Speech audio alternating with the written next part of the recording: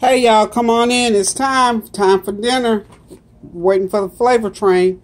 On the flavor train today, we're going to have some cube steak, some yellow rice, and some California blend stir-fried vegetables from Food Line. Okay, so now, 2 weeks ago I did the cube steak, and some of y'all missed it. So watch carefully. I'm bringing it back again so you can see how to make the gravy, how to do the cube steak.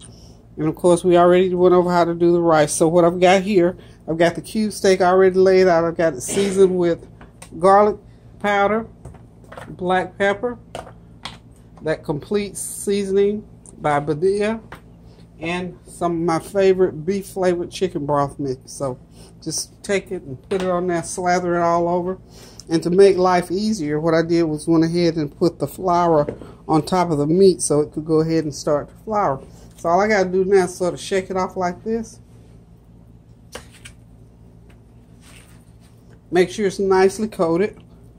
And of course I got my pan behind me over there on the stove. So all I got to do is just sit in the pan and let it sizzle.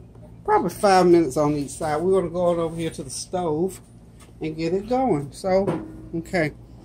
Got that grease hot. In fact, it might be a little bit too hot. You don't want it smoking when you put it in there because you don't want it to get hard. So I'm going to talk to you for a couple of minutes and let that skillet cool off. Okay. This is Man, my grandson's birthday weekend. So we got a video coming up where they did breakfast. I'm going to get that uploaded for y'all. So I'm going to go ahead and get started with Sunday dinner because you know what we do on the flavor train. We have to get that meal going so we can sit down and eat and relax and enjoy. Okay, I'm going to go ahead and put that cube steak in the pan. It's good. And if you notice, I don't do overly big pieces of it because once you get it in the gravy, you want it to where you have a couple of pieces on top of that rice. So, you know, I think I might be able to get it all in one pan. So we're going to make, and this is a big, excuse me, this is probably a 20-inch pan, so it holds a lot of whatever you're cooking in there. Go ahead and get it going. And remember I said we're going to cook it for about 4 or 5 minutes on each side. That's just to get it, that flavor. Remember I told you, you always try to sear to seal that flavor in. So we're going to let it sear there for a little bit. I've already got my onions chopped off up to the side because once it gets seared on the other side, I'm going to go ahead and start with the gravy process. Remember, I tell you, this is a real easy process. But one thing about cooking, you have to watch it and see what it's doing once you get started, especially when you're making gravy, because you don't want to cook it too fast, and then you don't want to cook it too slow. Just want to get it going to the point where when it gets as brown as you want it, pour that water in, or cream, or whatever you're going to put in there. In this case, I'm going to put sauteed onions in there, and I'm going to let the onions begin to saute after I get the meat out. So we're going to let it go ahead and simmer there for a little while. And I'm going to cut out for a minute, and I'll be back in a couple of minutes, okay? Okay, got that cube steak all browned up. Now, step by step, this is how you're going to do the gravy. Y'all make sure you got enough oil in the pan. And since that's not, and for this amount, I want to make a pan full of gravy to go with that meat. So what I'm going to have to do here is put some more oil in the pan. Want at least a half a cup. A little under, maybe a little under a half cup. Let's see what we got.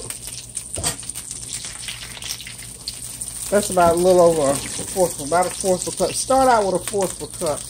And when you start, and if the gravy bunches up too much, then you know you need to put a little bit more oil in there. So all with the goodie, let the goodie that's crumpled up in the bottom of the pan, just let it stay in there. And this is all that flour that I floured with. This is perfectly good.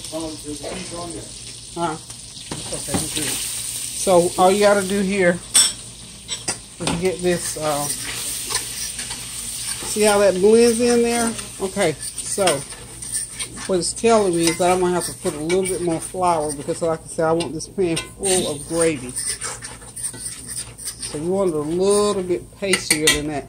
That's my word, pasty.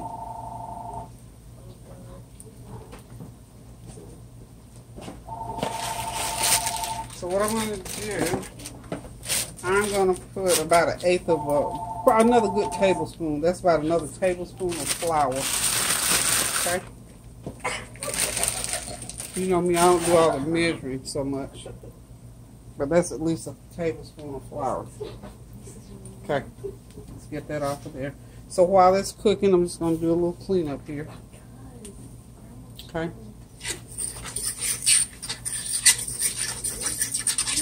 That's where I want it. Perfect. I want it right there. That's the consistency that you want your paste for your gravy. You want it about that consistency. This way it'll have time to brown. You can get just as brown as you want it. That's a little bit light for me. I'm going to let it sit there and simmer for a little bit. I'm going to keep it on camera and you can just watch how, and this is in real time. So you see in real time, we've already maybe used about a couple of minutes. So real time, it takes about 10 minutes to get gravy to where you want it. So we are about 2 minutes out, 2.5, 3 minutes out. So gravy making is a real simple thing, but it's kind of tedious because you have to kind of sort of watch. Now you notice it's getting darker. Okay, gotta keep stirring. You can't walk off from it and leave it. So now I'm just gonna throw the onions in. You just continue to stir it around, and while I'm stirring the onions, it continues to get darker and darker.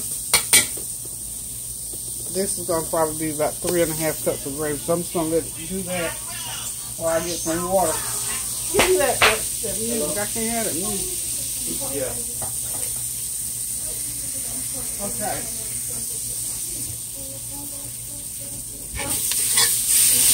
Okay, we got the water in. So you know what, y'all? I said 10. I meant 5. How about can I hear 5 minutes?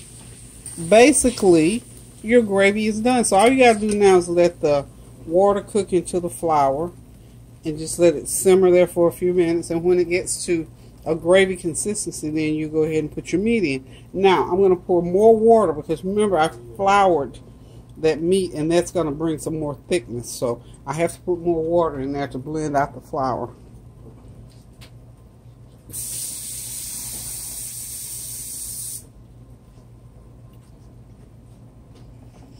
Okay, and just be careful with the whether you got that burner on high or low. Don't have it on too high because that gravy sometimes will pop up out of there, and gravy is thick, so it'll stick to you. Okay. Okay.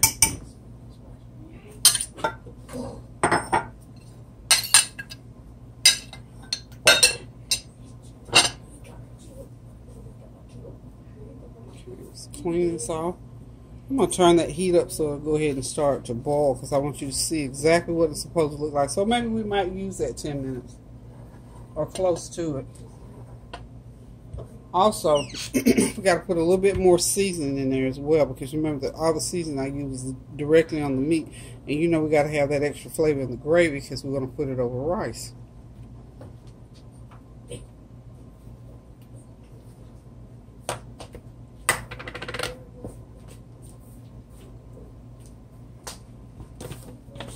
Okay, and the complete seasoning, probably about another teaspoon of that. And I'm going to do a teaspoon of my dry beef broth mix. And just a dash of garlic powder. You don't have to put a lot of garlic powder. It just adds a little bit of extra oomph on the end there. Black pepper, of course, another teaspoon, half a teaspoon rather, of the black pepper. See, it's starting to boil up there. And it gets thicker as it boils.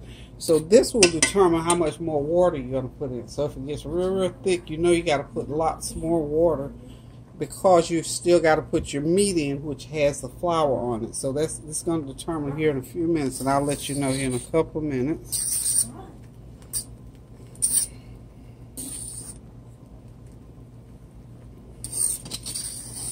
It's getting pretty thick. Doesn't that look good? I wish you all could smell this. Wow. It smells like it's time to eat. And after I get everything all together and cover it, I'm going to cook it for another 30-45 minutes. That's going to tenderize that cube steak.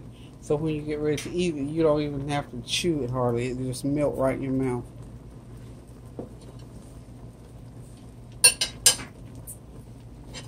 Okay.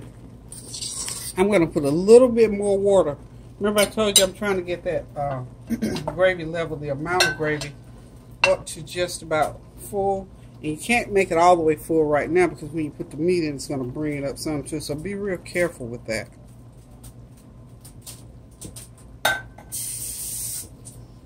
Okay, just a little bit more water. So I actually added probably another half cup of water to the 3.5 cups that I already got. So we're going to say this is about 3.5 to 4 cups of gravy cooked once we get it done. Okay, of course you know me. I'm going to taste test to make sure everything is properly seasoned. So I need another dash of my dried beef broth mixture in there. So when all is said and done, this gravy is going to have a full tablespoon of that beef broth mixture. And so I don't have to keep adding that. I'm going to put half a teaspoon of salt in it. Just throw it right in there like that. But you might want to measure it until you get used to that. But the whole point here is just to show you how easy it is to make the gravy. A lot of people are scared of gravy. Until you get used to it, you probably will be. So I'm going to go ahead and start putting the meat back in. And you'll notice later on as it continues to cook, it's going to thicken up even more than what it is because of the batter. Okay. And let me tell you, it smells just as good as it looks. And I know it tastes just as good as it smells and looks. So, can't wait to get my feet under the table and get some of this over some rice. And you know me now, all that goodie in that bowl there, it goes right into the gravy. You know me, I don't like to throw away anything. Anything that comes from the meat's got to be good, so why not put it back in there? So, what we got on this stove is a 20-inch pan of cube steak with onions and gravy. Now, depending on what my folks say, we may do some biscuits with this, or we might just eat it like it is with just the rice, because that's a lot of starch. But if they want biscuits, we'll have biscuits. Okay. So, we got cube steak and gravy and onions. The rice over here, all done. And all I got to do now, in about 20 minutes, I'm going to go ahead and do my Food Lion California blend broccoli, cauliflower, and carrots. That's going to be our vegetable for the day. So this is one of those real hearty, right quick dinners for a Sunday evening. It's kind of warm today, so we don't want anything too heavy. So I'm going to turn this on low. Then I'm going to cover it and let it simmer for about 30 to 45 minutes. Okay. There it goes. So we're going to let that cook, and I'm going to pause it for a minute, and I'll come back and let y'all see what it looks like when it all gets cooked up and on the plate. So toodaloo for a couple of minutes. Okay, there it is, y'all. Cube steak with onion gravy, yellow rice, and some California blend stir-fried vegetables cooked with some Goya dipping sauce, some garlic powder, and some complete seasoning by Badia. Boy, oh boy, in a few minutes we're going to sit down, sit back, relax, and enjoy this hearty meal that I whipped together here today in about an hour. Really didn't take all that long. So go back and watch the video and make sure you take notes on how to get that gravy going. Because like I said, it's one of the easiest things. That steak is down in there. See, the steak's in there all smothered up. So it's ready to go. You see I got that pan of gravy. I may do some biscuits. When they get in here in a minute, I'm going to ask them if they need biscuits to go with it. I'm going to throw some in for about 12 minutes and we'll have, because I might sneak me one in whether they want them or not. But anyway, we're getting ready to sit down here, relax, and enjoy this meal. Thank y'all for tuning in. Come back to see me again the next time I cook. And until then, have a God bless evening. keep those prayers going up for each and every one who is in need of prayer. And I'm going to see you all later. So, love you guys. See you soon. Toodaloo.